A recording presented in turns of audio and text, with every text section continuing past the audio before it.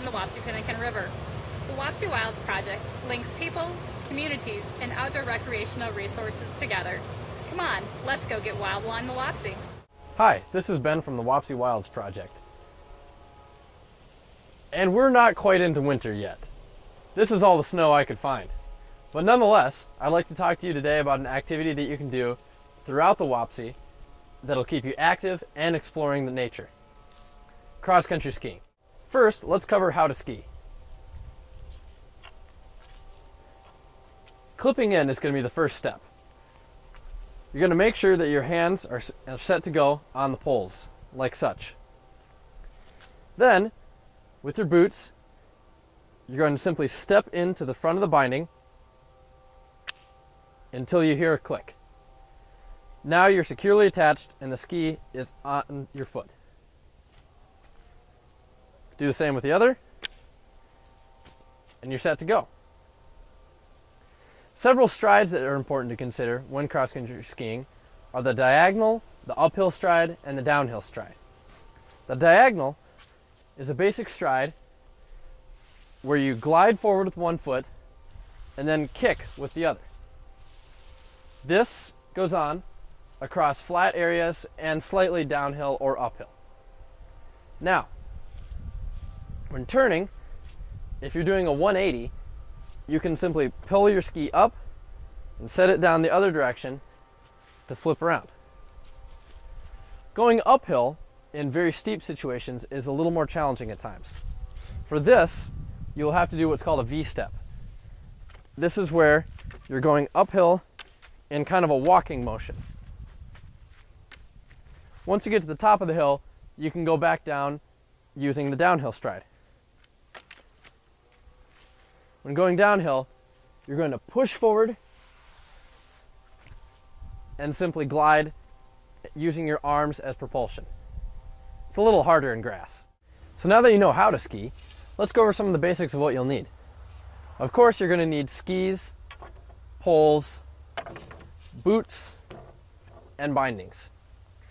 Most cross-country skis these days are non-wax, which means that you don't have to do much of anything to prepare them. If you look at the bottom of this, you can see that this area right here is called the kick zone. This is what's going to give you propulsion across flat surfaces and going uphill. The other sections are what's called the glide zone. This allows for you to glide downhill and across flat surfaces. The poles are going to be taller than what you would normally use in a downhill ski pole. They should come to about your shoulder height. Poles are going to be used in conjunction with your legs to propel you across flat surfaces. So it's important that they are long enough to give you a good stride. Boots are going to be a basic design that provides warmth, comfort, and stability. These boots, for example, are Fischer's, and they clip in to these specific NNN bindings. The bindings are, as shown here, a system that basically attaches your foot to the ski.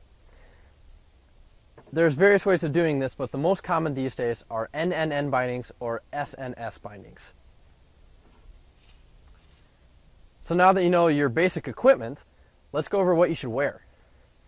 When cross-country skiing, it's important to wear something that's going to be lightweight and wicking. You're moving around a lot, so you're probably going to sweat, and you could get warmer as your cross-country skiing session goes on.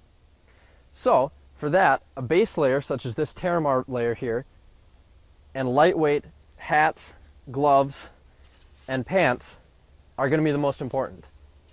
You're going to want to make sure that these clothes are lightweight and versatile so that your movement's not constricted. If it is colder out, you would also consider wearing a lightweight jacket, such as this North Face here. Remember, if it's very cold or very windy out, definitely make sure to cover your face and all exposed skin so that you don't get any frostbite. Cross-country skiing is a great cardiovascular workout and an excellent way to explore Iowa's natural areas. Within the Wapsi watershed, you can explore any one of the groomed trails in Floyd or Buchanan County, or at Mickelson Park in New Hampton. So now that you know a little bit more about cross-country skiing, I hope to see you out there soon. And of course, once we have a little bit more snow than this. Take care. Hi, I'm Darren Siefkin from the Wapsie Wilds Project. The funding for these videocasts have come from the REAP CEP program, Resource Enhancement and Protection, Conservation and Education Program. Other funding for the Wapsie Wilds Project has come from the Iowa Natural Resources Based Opportunity Grant, Cedar Valley Resource Conservation and Development, Crawdaddy Outdoors, the Mitchell County Community Foundation, the Chickasaw County Community Foundation, and the Buchanan County Community Foundation, as well as Farmers Savings Bank in Frederica and Jason Borthman. Thanks for their support, we're able to do these videocasts.